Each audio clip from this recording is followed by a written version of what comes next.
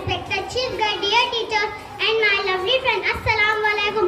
I begin my speech with a शेर. मेरे वतन के जैसा कोई वतन नहीं है, मेरे वतन के जैसा कोई वतन नहीं है. ये चांद से भी प्यारा, तारों से भी हंसी है. Today we all have gathered here to celebrate the Republic Day of India.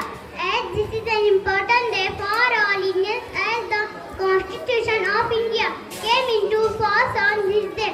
Our country India was slave under the British rule. After long years of struggle by the Indian freedom fighters, finally India became independent on 15th of August in 1947. After 2.5 years later, Indian government implemented its own constitution.